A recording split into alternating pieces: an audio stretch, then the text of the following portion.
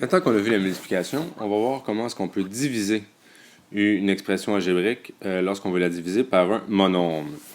Donc, premier exemple, on a 28AB au carré qu'on veut diviser par 7. Donc, quand on a un monombre divisé par un monombre, ben on commence par diviser, dans le fond, les coefficients ensemble, puis ensuite on simplifie les variables.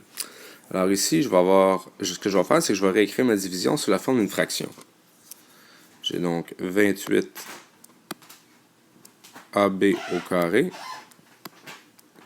divisé par 7. Et là, je vais aller diviser mes deux coefficients. Donc, si je divise 28 par 7, remarquez bien la technique que j'utilise. Dans le fond, ce que je fais, c'est que je divise par 7 en bas. Donc, 7 divisé par 7, ça me donne 1. Et en haut, 28 divisé par 7, ça me donne 4. Donc, en bout de ligne,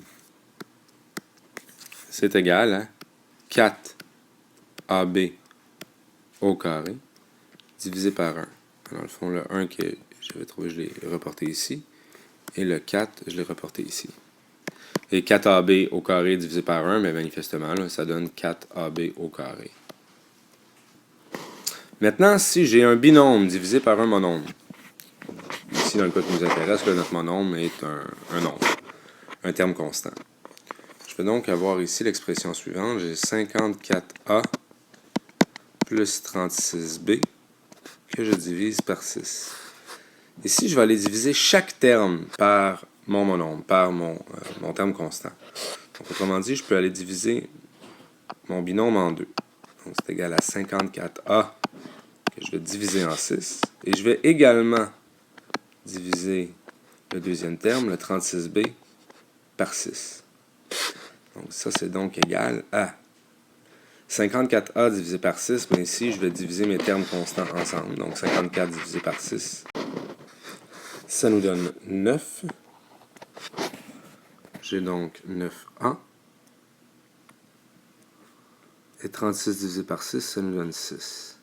Il va donc me rester 6B. Autrement dit, ce que j'ai fait ici, j'ai divisé 6 par 6 qui me donnait 1. 6 par 6 qui me donnait 1. Ici, ça me donnait 6. Ici, ça me donnait 9. Bon. Maintenant, on va aller faire un autre cas de division d'un binôme par un monombre, mais cette fois-ci, on va mettre des variables dans le monombre par lequel on divise. Donc, j'ai 72xy au carré moins 18xy, le tout divisé par 9xy. Bon, encore une fois, on va aller réécrire mon expression sous la forme d'une fraction. Ça va donc me donner 72xy à la 2 divisé par 9xy. Et je vais le réécrire en une fraction pour commencer. Moins 18x au carré y.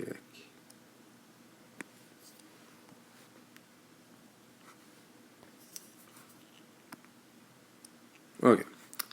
C'est donc égal à 72xy à la 2 divisé par 9xy moins 18 x au carré y sur 9xy.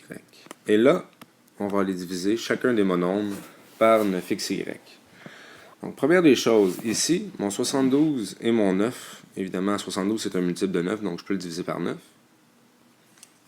Donc, le 9 va disparaître pour donner 1. Ça me donne 8. Ensuite, le x que j'ai au numérateur et le x que j'ai au dénominateur vont se simplifier. Un x divisé par x, dans le fond, ça va me donner 1. Donc, je peux m'en débarrasser. C'est un peu comme si je disais 8 divisé par 8. Et finalement, y au carré divisé par y, si vous vous souvenez bien l'an passé, quand il y avait une division, on faisait la soustraction des exposants. Donc ici, j'ai y à la 2 au numérateur et je divise par y. Je vais donc lui enlever un y. Autrement dit, c'est comme si mon à la 2 devenait à la 1 et mon y en bas disparaissait. Il me reste donc le 8 avec mon y à la 1. Je vais aller écrire 8y. J'écrirai pas y à la 1 parce que y à la 1 c'est y. Et de l'autre côté, Mais je fais le même principe. Donc, je commence par diviser les coefficients ensemble. Donc, 18 et 9, ça va se simplifier. Il va me rester 9 divisé par 9, ça me donne 1. 18 divisé par 9, ça me donne 2. Ensuite, x à la 2 divisé par x. Comme tout à l'heure, on va perdre un x. Donc, mon exposant 2 va devenir un exposant 1. Et mon x en bas, lui, va disparaître. Et finalement, mes y ici s'annulent. Il va donc me rester, dans le fond, 2x à la 1. Il ne faut pas oublier ici que j'avais un moins entre les deux. Hein. Donc, moins 2x. Et je n'écrirai pas le 2x à la 1, comme tout à l'heure. X à la 1, c'est égal à x. Et on termine avec notre quatrième exemple. Donc, ici, j'ai un trinôme que je divise par un monôme. Donc, encore une fois, on va réécrire notre division sous la forme d'une fraction. J'ai donc 64 A2 B2C plus 24 A3. Oups, j'ai excusé l'écriture. C'est B à la 4 que je voulais écrire ici. J'ai oublié de le mettre en exposant.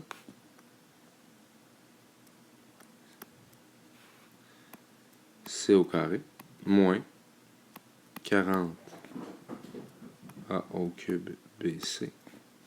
Tout ça divisé par 8AB. Donc, je vais avoir 64 A carré B carré C sur 8AB plus 24 A au cube B à la 4 C à la 2 sur 8AB moins 40 A au cube BC sur 8AB. Et là, on simplifie. Donc 64 divisé par 8, ça va me donner 8. 8 divisé par 8, ça donne 1. A à la 2 divisé par A, je vais donc avoir un exposant 2 qui va devenir exposant 1. Mon A disparaît en bas. Même chose pour le B à la 2. Donc j'ai un exposant 1 qui disparaît. Mon 2 qui disparaît pour devenir un exposant 1. Mon B en bas disparaît. Il va donc me rester 8 A à la 1, B à la 1 et le C. Donc, 8 A, B, C. Plus. Donc, encore une fois, le 24, ça se divise par 8, ça va donner 3. 8, ça se divise par 8, ça me donne 1. A à la 3 divisé par A, je vais enlever un exposant. Donc, j'étais A à la 3, ça va donc donner A à la 2. Mon A disparaît en bas. B à la 4 divisé par B, ça va devenir B à la 3. Et C à la 2 va rester tel quel. Il va donc me rester 3 A à la 2, B à la 3 et C à la 2.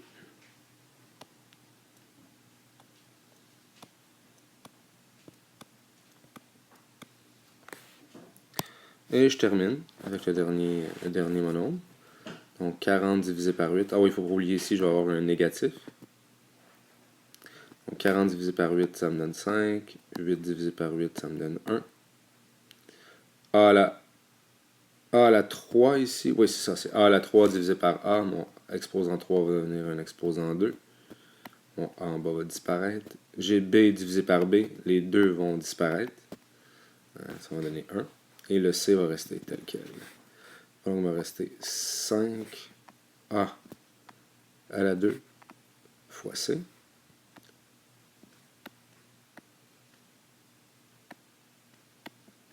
Et voilà, notre expression finale.